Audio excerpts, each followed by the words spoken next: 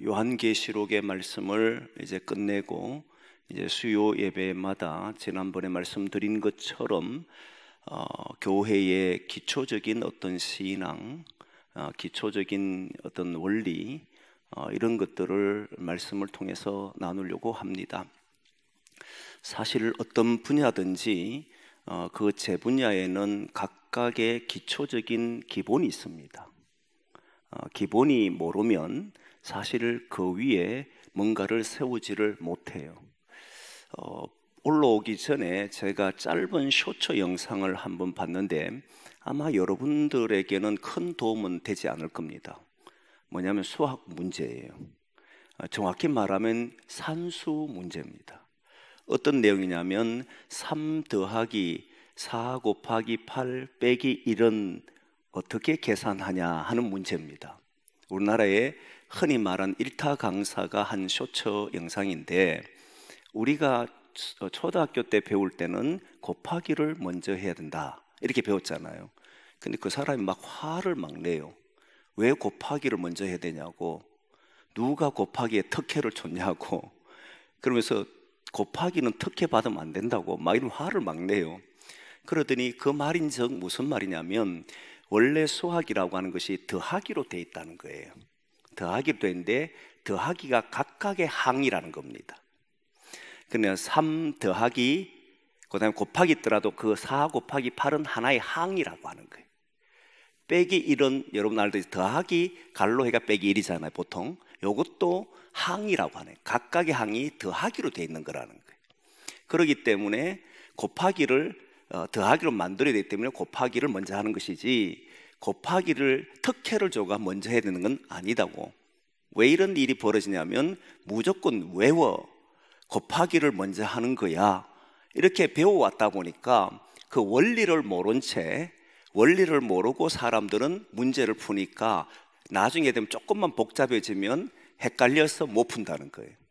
그 이야기를 들으면서 올라오기 전에 오늘 제가 기초에 대한 이야기를 하려고 했는데, 그 쇼츠 영상에서 잠시 봤는데 굉장히 공감이 되는 거예요. 원리를 모르면 엉뚱한 답을 만들어냅니다. 모든 분야는 기초가 있어요. 기초 위에 하나씩 만들어집니다. 그런데 그 기초는 물론 모든 것은 그런 것은 아니지만 원리에 의해서 만들어집니다. 대부분은 원리가 있고 그 원리에 따라서 기초적인 게 만들어지게 돼요. 가장 기본적인 것이 형성되게 됩니다. 나중에 발견되더라도 그 발견되는 것이 왜 이렇게 생겼을까라고 해서 원리를 찾아내서 그 원리에 따른 이론을 만들어낼 때에 그게 그 학문의 그 어떤 분야이든지 기초가 됩니다. 전에도 한 말씀 드렸지만 저는 우리 교회 아들하고 대화할 때 제일 먼저 했던 것이 공기놀이였어요. 공기놀이도 원리가 있다 이렇게 이야기하니까 부모님도 놀라고 애들도 놀라요. 원리가 있는 줄 모르니까. 그래서 이야기합니다. 사람의 눈과 사람의 귀는 눈으로 봐놓으면 머리에 기억된다는 거예요. 귀로 들어도 기억되는 거예요. 그러면서 이야기를 했더니 애들이 집에 가서 엄마 보고 해달라 그러는데 뭐냐면, 눈으로 보고 눈을 감고 그 자리에 제가 놔두면서 보고 눈을 감고 잡아보라 그러면 금방 잡아요. 가장 정확하게 잡습니다. 자리를 옮겨놓고 보고 그 다음 눈 감어 잡아 이러면 잡아요. 그런데 또 하나가 있는데, 소리를 들려주면 안 보더라도 눈을 감고 소리를 들려주면 거기에 똑깍똑깍 소리가 나면, 딱딱딱 소리가 나면 사람의 귀는 놀랍게도 안 봤는데도 불구하고 그 근처에 가서 잡습니다. 처음부터 보지를 않고 듣지를 못하면 이게 어디 있는지를 모르기 때문에 할 수가 없어요. 그러듯이 고정된 것은 눈으로든지 귀로든지 듣기만 하고 보기만 하면 사람들은 머릿속에 금방 각인되고 실제로 하게 된다는 거예요. 그런데 고정되지 않은 것은 늘 봐야 되는 거예요. 공기도 보면 위로 올라가는 것과 밑에 놓여진 것이 있는데, 밑에 놓여진 것은 고정된 거고 위로 올라가는 것은 움직이는 것이니까 위로 올라가는 것을 보고 밑에 고정된 것은 보기만 해놔도 사람은 어디인지 아니까 잡는다는 거예요. 이게 원리입니다. 이런 원리의 바탕을 두고 기술을 하기 시작하면 이제 기초가 되는 거잖아요. 그 분야에서 기초가 되는 거예요. 원리를 알면 많은 문제를 해결합니다.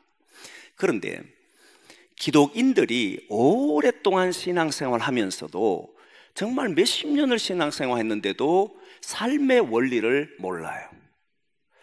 그러면 삶의 원리가 있는가라고 했을 때 철학, 종교, 심리학 그리고 과학마저도 삶의 원리를 찾으려고 무척 노력했습니다.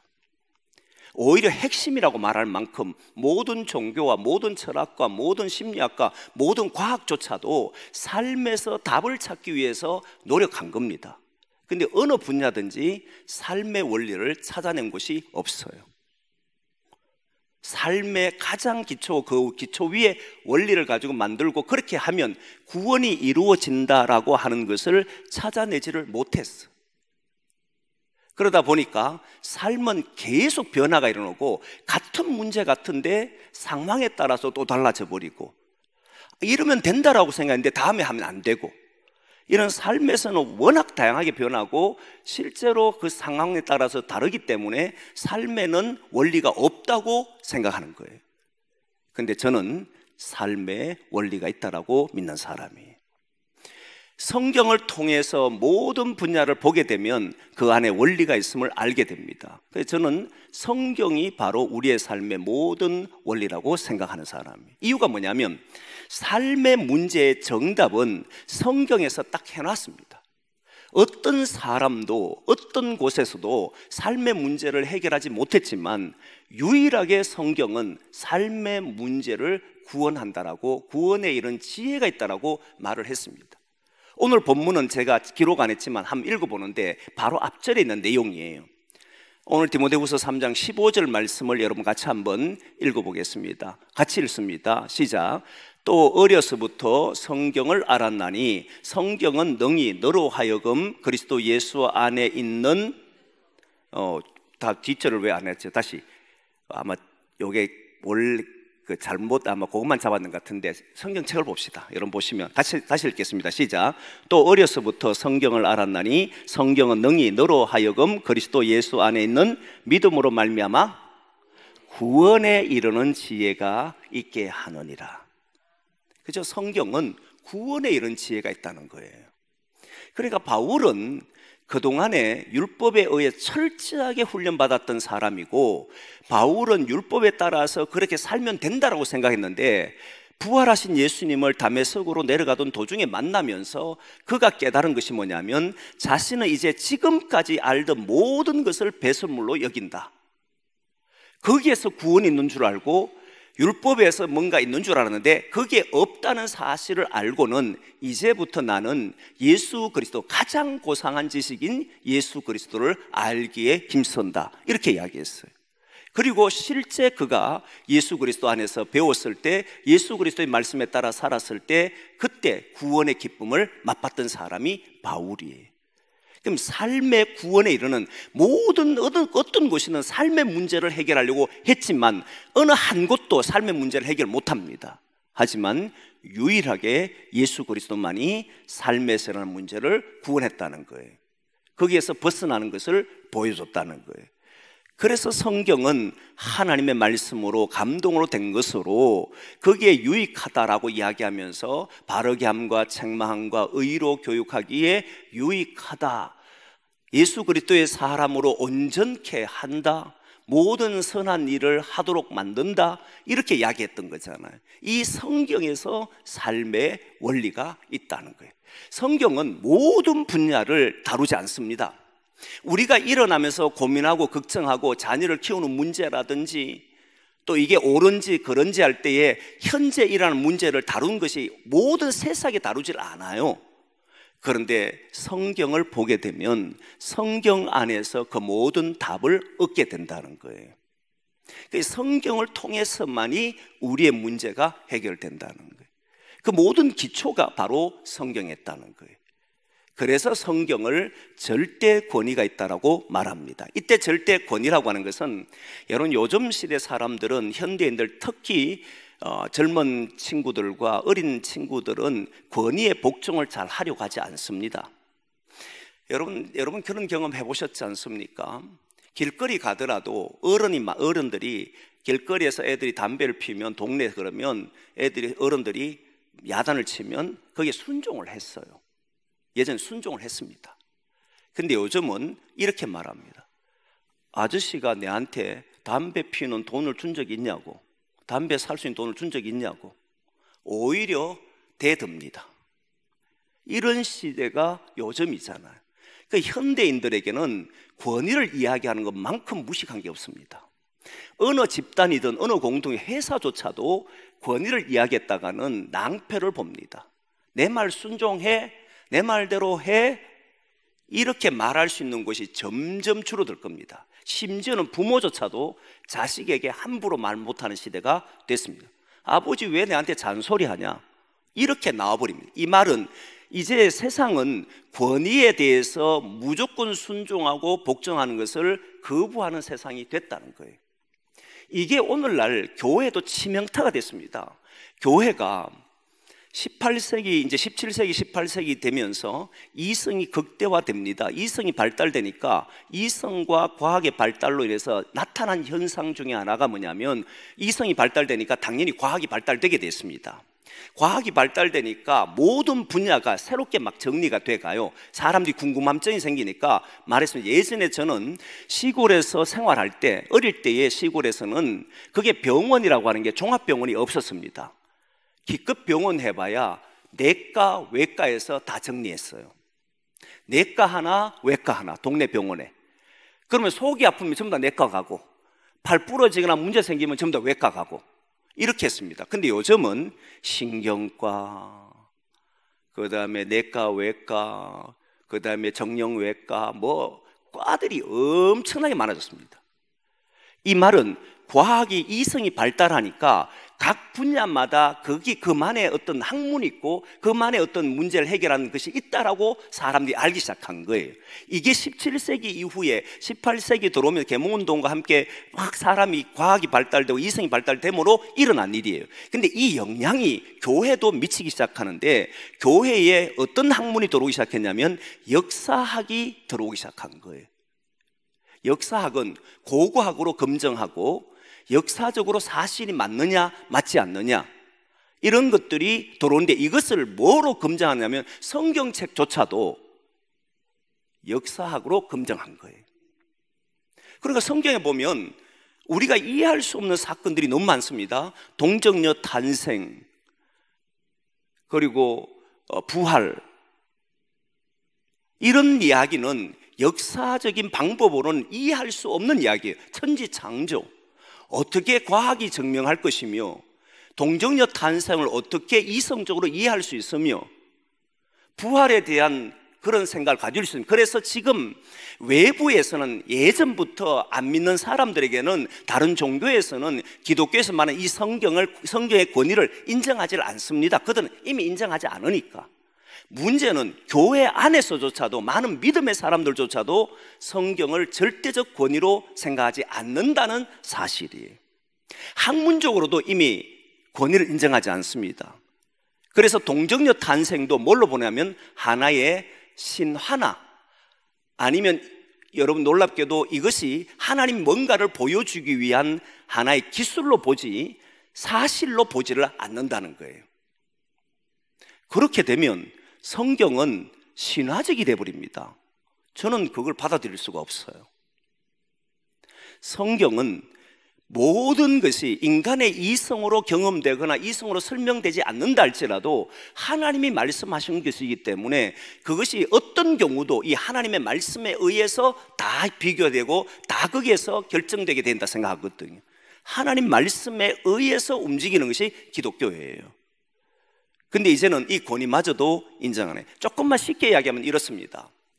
여러분이 어렸을 때, 제가 어렸을 때, 여기 있는 분들은 저보다 연세 많은 분들이 대부분이니까, 제가 어렸을 때만 해도 주일날 교회 갔다 오면요, 저희 부모님이나 보면은 성경책을 어디 얹어놓냐면 선반 위에 고이 모셔놔요. 그렇잖아요. 성경을 경전으로 생각해서 그 성경을 소중하게 여겼습니다. 근데 어느 날 제가 20대 후반대에서 당시에 어떤 분을 만나기도 하고 있는데, 그분은 성경을 베개 삼아 베고 잡디다. 그래서 제가 왜 베개를 베고 자냐 했더니, 성경책이 물론 베개가 없어가지고 그걸 베고 자는데, 제가 그 고시원에 있을 때인데 그래 자는 거예요. 그랬더니 성경책을 베고 자면 너무 잠이 잘 온다는 거예요. 그래 베고 자는 사람도 있어요. 어떤 사람은요, 이제 컵라면을 먹는데 컵라면 붓고 나면 뚜껑을 닫으면 이게 열리잖아요. 근데 주변에 책을 위에 이제 두꺼운 걸 얹어 놓잖아요. 없으면 어떤 데는 성경책 갖다 얹어 놓은 사람 봤어요. 옛날 어른들 보면 기절초풍할 일이지 않아요. 그렇지 않습니까? 어디 감히 성경책을 이랬던 시절 있잖아요. 근데 이제는 그런 거 해도 뭐 별로 대수롭게 생각하지 않고, 유머에 이런 이야기죠. 그 사람들이 예화를 들 때 그런 말을 합디다 보니까, 애가 성경책 밟고 있으니까 우리 아이는 말씀 위에 서 있는 아이라고 이렇게 말하기도 하고. 얼마나 웃기냐. 옛날 같으면 다리 몽둥이에 감 놔두겠습니까? 어디 하나님 말씀 위에 네가 바로 밟고 선단 말이야. 난리 났잖아요. 근데 이제는 이렇게 성경의 권위가 완전히 떨어진 거예요. 이건 외부적인 현상이지만 그 안으로 들어가면 더 심각해요. 하나님의 말씀을 들으면서 이 말씀이 생명의 말씀이고 나를 구원하는 말씀이고, 이 말씀이 정말 하나님이 주신, 내한테 주신 말씀이라서 나는 이렇게 살아야지. 여러분, 쉽지 않습니다. 기독인들은 적어도 이 성경을, 하나님의 말씀을 받아들여요. 그런데 하나님 말씀을 받아들였는데 얼마나 재밌냐면, 말씀을 받고 아멘 합니다. 그런데 결단해요. 나 그렇게 살겠다. 결단도 막 해요. 그런데 실제 세상 속에 나가보면 여러분을 성경에서 배운 지식을 가지고, 배움을 가지고, 결단을 가지고 나가지만 실제로 세상에 나면 나 혼자 살아가야 됩니다. 거기서 판단을 해야 되잖아요. 판단을 할 때 잘 보시면 저와 여러분은 지금까지 살아오면서 배운 게 많아요. 세상에서 살아가는 방식을 다 배웠습니다. 세상에 태어나면서 부모님부터 받았고, 그 부모님을 통해 받은 것을 가지고 살아가면서 그 세상적인 방식으로 다 배운 거예요. 그러면서 사회적 방식 다 배워왔습니다. 근데 그것과 성경에서 가르치는 이 방식이 무슨 차이가 있는지도 잘 모르고, 실제로 차이가 있다 해도 세상에 나가면 세상 방식대로 삶을 살고, 교회 오면 교회 방식이 맞는 것처럼 해서 교회에서는 아멘하고 그렇게 하겠습니다라고 결단해도 실제 나가면 그렇게 안 살아가요. 왜냐하면 이 사회는 우리가 배워온 방식이 있기 때문에 성경의 방식과 내 살아온 방식을 합쳐가지고 그 안에 놓여져 보면 사실은 익숙한 방식을 택하게 돼 있고 새로운 방식을 잘 하지 않으려고 합니다. 오랫동안 그렇게 형성되어, 성격도 형성되어 오지요. 이렇게 형성 다 해온 성격이 하나님 말씀이 딱 떨어지면 그게 바뀌느냐? 쉽지 않습니다. 그래서 스크록스라고 하는 목사님, 미국에 있는 목사님이 이런 말을 하셨어요. 완전히 새로운, 지금까지 우리가 죄의 그늘에 살았고 죄 아래에 있었고 어둠 아래 살았던 우리가 예수 믿고 보니까 새로운 세계가 있다는 걸 알게 된 거예요. 새로운 세계가 있다는 걸 알면은 새로운 세계에서 살아가는 방식을 배워야 되는데, 우리는 여전히 세상에서 배운 방식이 있다 보니까 이걸 못 버리고 새로운 세계의 방식을 배우려고 하지 않는다는 거예요. 들어도 자기가 알고 있던 방식으로 이걸 다 뒤덮어 버리는 거예요. 그러니까 실제로 하나님 나라의 삶의 방식을 모르는 거예요. 그러니까 구원의 기쁨도 없고 그게 주는 능력도 잘 체험 못하고 이렇게 돼버리는 거예요. 지난 주일날 말씀했던 것이 벨릭스 이야기였지 않습니까? 벨릭스는 총독입니다. 로마에서 한 지역을 다스리라고 보낸, 여러 가지 재판도 하고 그 지역을 다스리라고 보낸 재판장이었어요.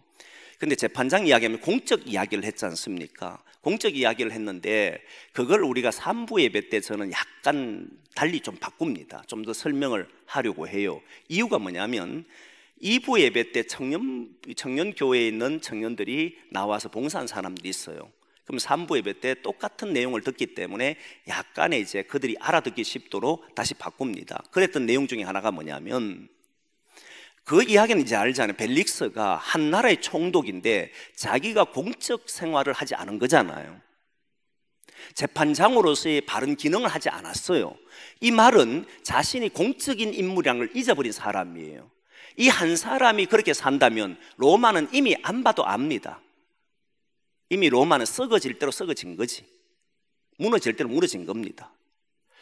기독인들이 공적인 생활을 하지 않는다는 말은 기독교가 썩었다는 말입니다.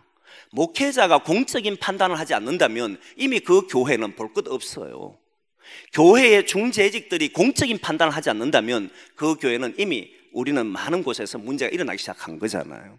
언제나 공적인 판단을 하려고 애를 써야 돼요. 이게 하나님 나라에 맞는 일인지, 정말 하나님의 뜻에 부합하는 건지 여기에서 결정해야 되는 거거든요. 근데 성인들한테 이야기를 했어요. 그런데 여러분은, 저는 목사다. 목사는 교회 안에서 거의 대부분 생활합니다. 기껏해야 가정에 가서 저희 집사람과 아이들 만나잖아요. 세상적인 사람을 거의 만나질 않아요. 대부분은 신앙하는 사람을 만납니다. 그러니까 거기에서도 공적인 역할을 하려고 해도 문제가 많이 일어나는데 그러지 못할 때가 많잖아요. 목사이면서도 그러지 못할 때가 있거든요. 아무리 공적인 이야기를 하려고 하고 판단하려고 해도 때로는 그러지 못할 때도 있는데, 여러분은 사회에 나가서, 이제 청년들이라면 사회에 나가서 직장과 현실 앞에 서버리면, 마주해버리면 사실 거기에서 세상이라고 하는 이 판단할 수밖에 없는 세상적인 가치를 요구하는 세상과 그 교회에서 배운 신앙적인 가치관과 충돌이 일어났을 때 신앙으로 배운 것을 가지고 살기가 너무너무 어려울 것이다.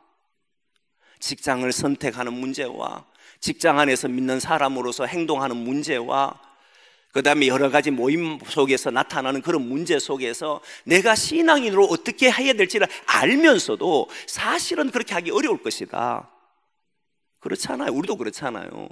교회 안에서만 살면 그래도 우리가 신앙으로 해보자 노력할 텐데, 여러분의 삶은 교회 안에만 있는 게 아니고 우리 사회 생활 속에서 살아가다 보니까 이 속에서 판단할 때에 공적인 판단하기가 너무너무 어려운 거예요. 사실은 그렇잖아요. 그게 충분히 이해되잖아요. 그렇다고 해도, 이해가 된다고 해도 우리는 공적인 판단을 우리는 물리칠 수가 없는 거예요. 공적인 판단을 뒤로 할 수가 없는 거예요. 우리의 삶에서 공적인 판단을 해줘야 되는데 그게 어디서 배우느냐면 성경에서 배우는 거잖아요. 하나님 말씀을 통해서 배우는 거잖아요. 새로운 세계, 우리가 살아가는 세계, 이 세상이 아닌 하나님의 세계를 우리가 꿈꾸고 그 세계가 이루어지는 걸 믿는다면, 하나님의 나라가 이루어진다는 걸 믿는다면, 그럼 우리는 적어도 그 판단으로 내 가정을 만들어 보겠고 내가 살아가는 삶을 속에서 만들어 보겠고 직장에서 그래 해보겠다라고 하는 사람들이 공적인 책임을 지는 사람들이잖아요. 근데 이게 결코 쉽지 않다는 것을 이야기한 거잖아요. 그럼에도 불구하고 해내야 돼. 그러면 그렇게 하려고 하면 그 삶이 맞는지 아닌지를 성경 안에서 답을 계속 찾아야 돼요. 거기에서 훈련을 해야 돼요.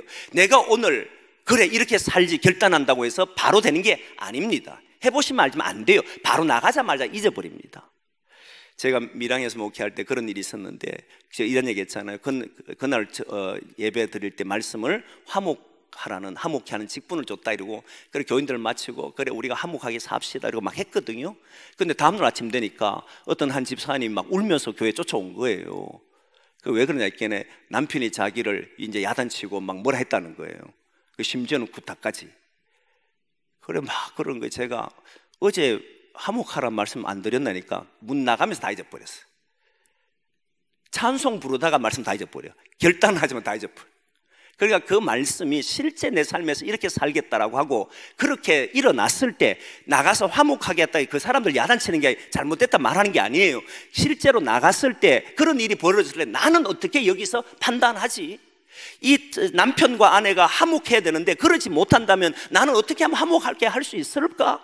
이것이 그들의 삶에서 나타나도록 끊임없이 싸워도 괜찮아요. 그때 소리 질러도 괜찮고 때로는 맞을 때도 있어요. 근데 그게 다가 아니고 그걸 통해서 뭘 하는 거예요? 화목해 하려고 노력은 해봐야 될 거잖아요. 오늘 싸워도 내일은 싸우지 않겠다. 내일 싸워도 그 다음 날에는 우리 집은 화목하는 집이 되겠다. 이렇게 해서 자기 삶에서 훈련을 해야 되는 거잖아요. 훈련을 해가지고 자기 몸에서 나와야 되는 거거든요. 그렇게 하지 않는 거예요. 교회에서 받았을 때는 은혜 받았습니다. 나가면은 내가 배운 그 삶을 그대로 살아버리는 이런 구조를 가니까 성경이 사실은 권위가 없어져 버렸어요. 학문이 발달되고 성경에도 역사학이 나오고 과학으로 막 설명하고 심지어는 동정녀도 안 믿는 사람들이 생기기 시작하고 부활도 역사적으로 일어난 사건이 아니라고 말하는 사람도 있고 그렇게 연구하는 사람들도 엄청나게 많고 그리고 지금 젊은이들한테 하나님 나라 이야기하니까 이런 말을 합니다. 제가 지난번에 가르쳤던 청년들이 이런 말이에요. 목사님, 저는 하나님 나라 관심 없어요. 죽어서 다음에 가는 것에 대해서 저는 별 관심 없어요. 여기에서 잘 먹고 잘 사는 게 최고예요. 이렇게 말합니다. 실제로 모태신앙 집안 애들이 말이에요. 그건 저의 자녀나 여러분 자녀는 여러분 다 문제가 될 수 있는 거잖아요. 누구를 말하는 게 아닙니다. 지금 시대는 이성과 과학의 시대이기 때문에 결국은 자기가 생각한 대로 살아갑니다. 이 말은 곧 성경의 권위가 거의 바닥이 났다는 거예요. 기독교는 성경의 권위가 떨어지는 순간에 기독교의 위력은 사라집니다. 저와 여러분은 하늘이 두 쪽이 나도 성경의 권위를 인정하죠. 성경에서 부활 이야기하면 믿습니다. 바로 나와야 되고 동정녀 탄생 이야기하면 그게 역사적으로 맞니 안 맞니 이런 소리 하는 게 아니에요. 성경은 뭐냐면 우리 기독교를 계시 종교라고 말합니다. 계시 종교는 이슬람, 유대교 그리고 기독교를 계시 종교라 하고 나머지 모든 종교를 자연 종교라 그럽니다. 자연 종교라고 하는 말은 무엇이냐면 자연을 통해서 또는 이성을 통해서 신에게 도달할 수 있다, 뭔가를 깨우칠 수 있다라고 생각하는 사람들이 자연 종교라 그래요. 이성을 통해서 뭔가에 도달할 수 있다는 사람을 보고 우리는 이신론이라 그러고 그리고 만물을 보면서 뭔가를 깨달을 수 있는 사람을 보고 범신론이라 그래요. 이렇게 나누어집니다. 뭐 중요한 건 이런 게 범신론, 이신이 그런 게 중요하지 않잖아요. 우리에게는 무엇든지 자연을 통해서 이성을 통해서 뭔가를 알고 신에 대해 도달할 수 있다고 생각하는 사람들을 전부 자연 종교라 그래요. 그런데 그게 아니라 신에 의해서 들려줘야만 신이 말씀해서 알게 되는 그런 것을 보고 계시 종교라고 그래요. 그런데 계시 종교가 조금 전에 얘기했을 때 기독교가 있고 유대교가 있고 이슬람이 있습니다. 이 세 개 종교의 결정적인 차이가 뭐냐면 그들에게도 경전이 있습니다. 이슬람에도 코란이 있고요. 그리고 유대교는 율법이 있고요. 기독교는 성경이 있잖아요. 다 경전이 있습니다. 근데 그 차이가 뭐냐면 결정적인 차이가 예수 그리스도예요.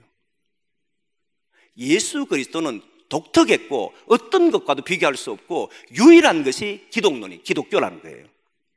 기독교는 다른 어떤 종교와 다른 것이 바로 예수 그리스도에 의해 차이 나는 여기에서 다 결정납니다. 그런데 여러분 잘 보면 자연 종교에서도 경전이 있습니까? 없습니까? 있어요. 불교 같은 경우도 불경이 있습니다. 힌두교 같은 경우는 베라라고 하는가요? 그게 있습니다. 도교는 도덕경이 있습니다. 다 경전이 있어요. 그러면 이 경전이 있는데 기독교는 경전 종교고 계시 종교인데 경전 종교라는 하나님의 말씀을 믿는다는 거잖아요. 그걸 믿겠다는 건데 이 경전이 있는 건 어떻게 하냐면 경전이라고 하는 기독교가 계시 종교고 경전 종교라는 이유가 있습니다. 뭐냐면 계시 종교는 하나님의 말씀이 우리에게 들려줬고 성령으로 우리에게 말씀했고 하나님의 말씀, 하나님이 불러주시고 하나님이 깨닫게 해주신 것을 기록한 것이 뭐예요? 성경입니다. 그런데 자연 종교에서 말하는 불경이든 아니면 뭐 베라든 아니면 도덕경이든 인간의 깨우침을 기록한 거예요. 신이 가르쳐서 기록한 것을 우리는 계시라고 말하고 자연적으로 사물의 이치를 깨달아서 아는 것을 보고 일반 종교에서는 그냥 자기의 깨달음을 적어 놓은 것을 말하는 거예요. 이게 다르다는 겁니다. 그리고 그 계시 종교의 차이는 기독교는 예수 그리스도에 의해서 결정나는 거예요. 예수 그리스도를 포기하는 순간 기독교는 기독교가 되지를 못해요. 그리고 기독교가 성경을 절대화를 하지 못하면, 절대 권위를 부여하지 못하면 기독교는 더 이상 생명력이 없어요. 왜냐하면 여러분 어떤 분야든 여기에는 다 전문적인 분야를 해봐서 압니다. 이젠 사업을 하든 아니면 뭘 하든지 그게 이론의 바탕을 둔 것을 하게 돼 있어요. 그러면 그 이론의 바탕을 둔 걸 해보면 되네, 이렇게 하니까 맞네, 그 결과물이 나오게 돼 있어요. 만약에 했는데도 안 나오면 그건 거짓이지 않습니까?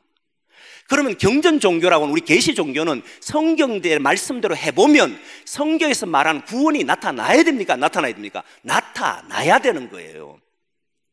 그 이론에 따라서 해보니까 되더라라고 하는 말이 나와야 되는 거예요. 근데 경전 종교가 기독교가 계시 종교인데 말씀에 따라해 보니까 안 되더라 말하면 성경을 잘못 해석했거나 절대화, 성경을 권위로 인정하지 않는다는 말입니다.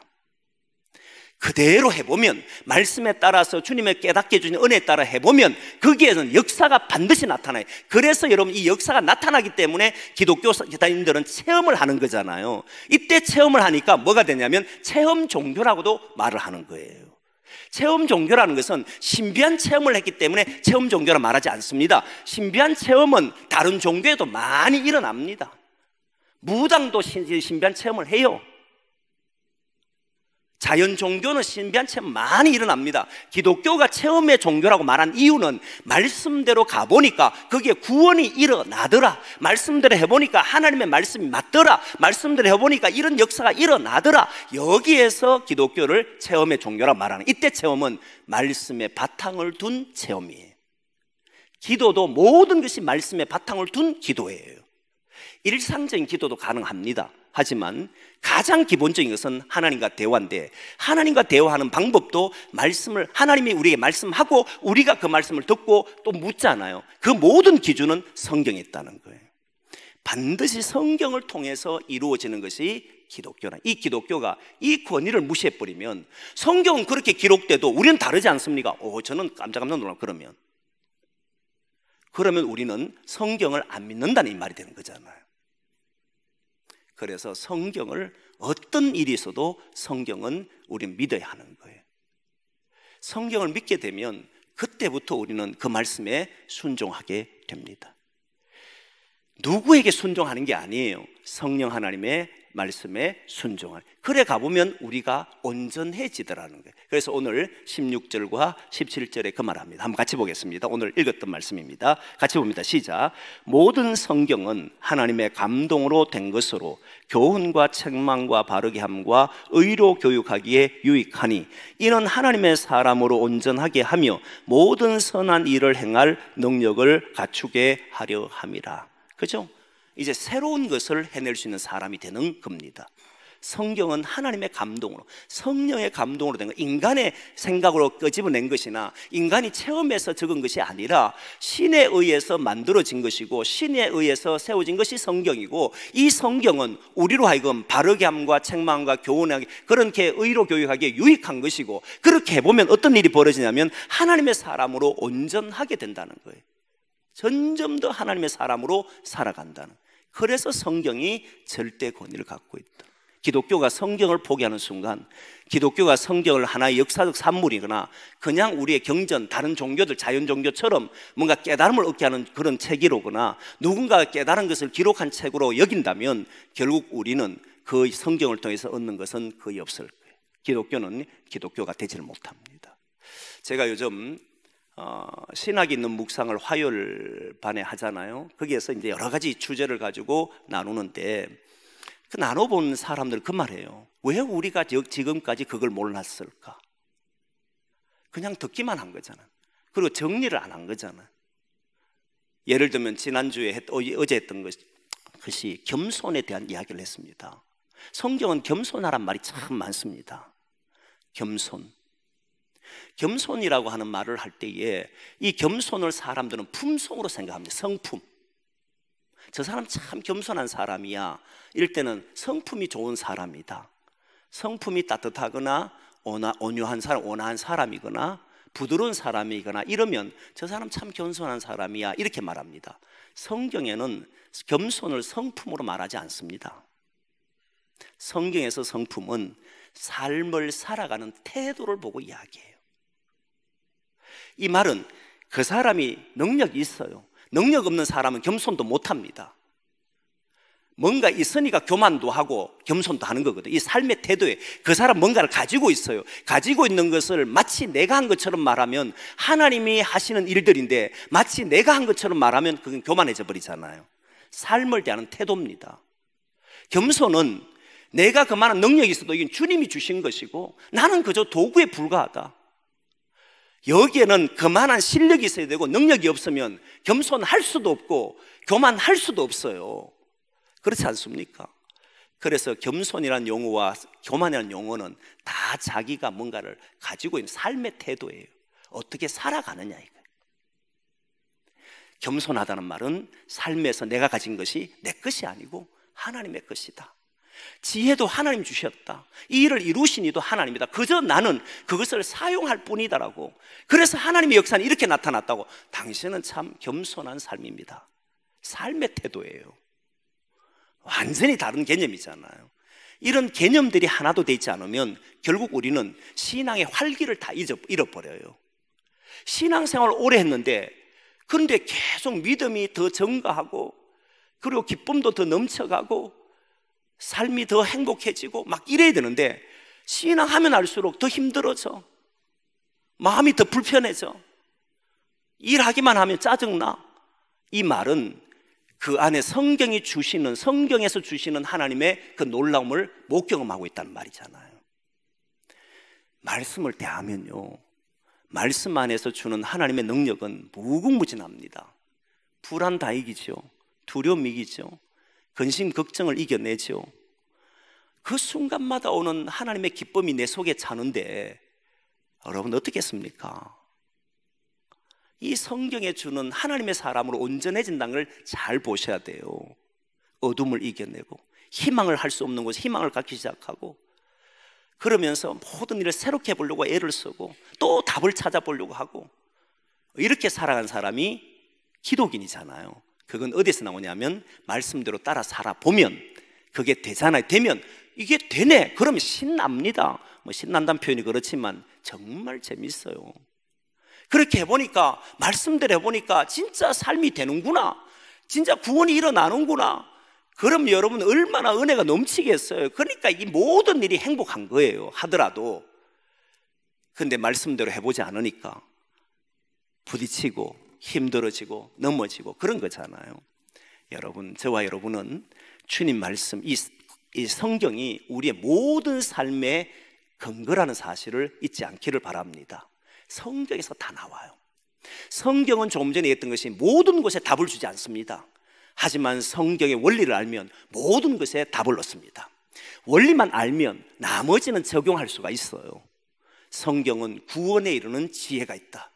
구원에 이른 이 지혜를 가지고 우리에게 주시는데 왜 우리가 성경 외에 다른 것에 그렇게 목매냐 이 말이죠.